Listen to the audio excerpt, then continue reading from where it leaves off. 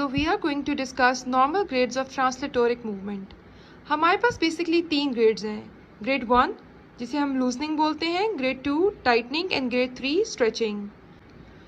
Therapist के पास ability होनी चाहिए कि वो फील कर सके जब भी वो ट्रांसलेटोरिक मूवमेंट परफॉर्म करे तो उसे फील हो कि किस टाइम जॉइंट में जो है वो स्लैग जोन चल रहा है और कब जॉइंट के टिश्यू टाइटन अप हो रहे हैं.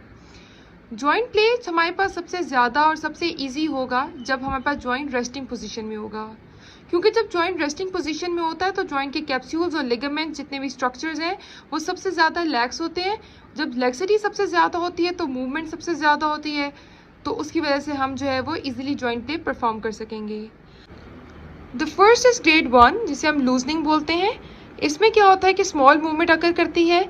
स्मॉल मूवमेंट जब स्मॉल फोर्स अप्लाई की जाती है तो स्मॉल मूवमेंट होती है, ठीक है. स्मॉल सेपरेशन होती है जॉइंट सर्फेसिस में.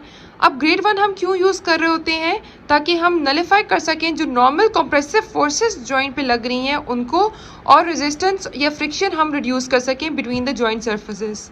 ठीक है, ग्रेड 1 में बहुत स्मॉल फोर्स एक्ट कर रही है, ठीक है, स्मॉल मूवमेंट हो रही है और स्मॉल सेपरेशन हो रही है. ग्रेड 2 के 2 जोन्स होते हैं, एक स्लैग जोन होता है और एक ट्रांजिशन जोन होता है. जैसे ही ग्रेड 2 स्टार्ट होता है उस टाइम जब हम मूवमेंट करते हैं, पैसिव मूवमेंट करते हैं, तो हमें बहुत कम रेजिस्टेंस मिल रही होती है.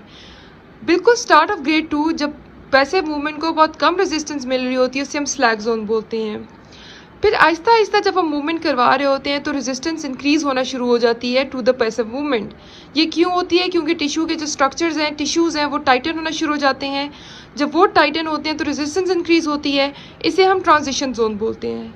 अब ग्रेड 2 के एंड पे एक मार्क रेजिस्टेंस वाला फेज मिलता है जिसे हम फर्स्ट स्टॉप बोलते हैं. फिर हमारे पास ग्रेड 3 आ जाता है. ग्रेड 3 हम स्ट्रेचिंग इसे बोलते हैं, ठीक है. इसमें क्या होता है कि जब स्लैग जोन होता है, स्लैग जोन क्रॉस करता है, स्लैग जोन ख़त्म होता है तो टिश्यू टाइट होना शुरू हो जाते हैं. जब टिश्यू टाइट होना शुरू हो जाते हैं इसे हम ट्रांजिशन जोन बोलते हैं. जब ये ट्रांजिशन जोन भी क्रॉस कर जाता है और मार्क रेजिस्टेंस फील होती है, फर्स्ट स्टॉप फील होता है, उसके बाद हमारे पास स्ट्रेचिंग ग्रेड हम अप्लाई करते हैं, स्ट्रेचिंग फोर्स अप्लाई करते हैं. अब स्ट्रेचिंग फोर्स हमने एक सफिशिएंट पीरियड ऑफ टाइम के लिए अप्लाई करनी है, एक सेफ मैनर पे अप्लाई करनी है. ध्यान रखना है कि हम इतनी अप्लाई ना करें कि हम टिश्यू को इंजर्ड कर लें, ठीक है. इस फिगर में डायग्रामेटिकली रिप्रेजेंट किए गए हैं तीनों grades, grade 1, grade 2 and grade 3. Grade 1 that is loosening, इसमें मिनिमम फोर्स अप्लाई की जाती है, मिनिमम मूवमेंट अकर होती है, मिनिमम सेपरेशन अकर होती है बिटवीन जॉइंट सर्फेसेस. फिर ग्रेड 2 है. Grade 2 is divided into 2 zones, slack zone and transition zone. Slack zone जब थेरेपिस्ट पैसिव मूवमेंट करता है तो मिनिमम फोर्स लग रही होती है to the movement, that is slack zone. Slack zone की जिस तरह ही हमारे पास कन्वर्ट होती है ट्रांजिशन जोन में, उसके टिश्यू टाइटन होना शुरू हो जाते हैं और रेजिस्टेंस इंक्रीज होना शुरू हो जाती है टू द पैसिव मूवमेंट. जब हमें एक पॉइंट आता है और मार्क रेजिस्टेंस फील होती है उसे फर्स्ट स्टॉप बोलते हैं. फर्स्ट स्टॉप के बाद ग्रेड 3 की स्ट्रेचिंग अप्लाई की जाती है in a safe manner for the sufficient time period. अब अगर हम रेजिस्टेंस की बात करें तो ग्रेड 1 और ग्रेड 2 स्लैग जोन में हमें बहुत कम रेजिस्टेंस मिल रही होती है towards the passive movement. Grade 2 transition zone में रेजिस्टेंस इंक्रीज हो जाती है on the passive movement. End of the grade 2 transition zone के बाद एक मार्क इंक्रीज फील होता है रेजिस्टेंस में, उसे हम फर्स्ट स्टॉप बोलते हैं.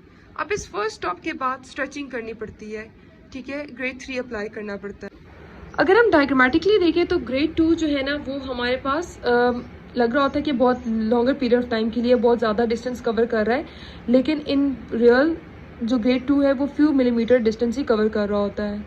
फर्स्ट स्टॉप को फील करना इतना आसान नहीं होता क्योंकि उससे पहले ट्रांजिशन जोन होता है जिसमें ग्रेजुअली या क्विकली रेजिस्टेंस इंक्रीज हो रही होती है. तो फिर फर्स्ट स्टॉप को जो है वो डिस्टिंग्विश करना is not that much easy. Pain relief mobilisation के लिए हम ग्रेड 2 स्लैग जोन में अप्लाई कर रहे होते हैं मोबिलाइजेशन, ठीक है, लेकिन हम ये स्टॉप करना पड़ता है जब ट्रांजिशन जोन स्टार्ट हो रहा है उससे पहले ही, ठीक है. इतना नहीं अप्लाई करनी कि वो टच कर जाए to the end stop, first stop. अब क्या होता है कि कुछ कंडीशंस होती हैं जिनमें हाइपर मोबिलिटी होती है, but due to the positional fall वो हाइपर मोबाइल अपीयर हो रहे होते हैं. उस कंडीशन में अगर हम स्ट्रेचिंग अप्लाई कर देंगे और क्रॉस कर जाएंगे फर्स्ट एंड स्टॉप को तो वो as a result tissue damage हो सकते हैं. अब हम डिस्कस करेंगे pathological grades of translatoric movement. Pathological grades में क्या है, 3 कंडीशंस देखेंगे. पहले नॉर्मल देखेंगे, फिर हाइपरमोबाइल देखेंगे, फिर हाइपरमोबाइल देखेंगे. नॉर्मल में पहले ग्रेड 1 है, grade 2 slack zone, grade 2 transition zone, first stop and grade 3। इतना टाइम ले रही हैं, ठीक है, ये तीनों ग्रेड्स को कवर करने के लिए। हाइपर मोबाइल में क्या होता है, जॉइंट में रिस्ट्रिक्टेड रेंज ऑफ मोशन होती है, उसमें मोबिलिटी रिस्ट्रिक्टेड होती है। फॉर एग्जांपल शोल्डर में ले लेते हैं एडिसिव कैप्सुलाइटिस की एग्जांपल। उस कंडीशन में क्या होता है कि ग्रेड 1 होता है, फिर ग्रेड 2 स्लैग जोन होता है जो कि जल्दी फिनिश हो जाता है, फिर ग्रेड 2 ट्रांजिशन जोन आता है, वो भी जल्दी फिनिश हो जाता है, और फर्स्ट स्टॉप आ जाता है। जल्दी रेजिस्टेंस ज़्यादा इंक्रीज़ होती है, ठीक है, ज़्यादा फोर्स चाहिए होती है उस जॉइंट को मूव करने के लिए, ज़्यादा फोर्स चाहिए होती है उस पर जो आर्टिकुलर कंप्रेशन फोर्सेस लग रही है उनको नलिफाई करने के लिए। फिर ग्रेड 3 आ जाता है।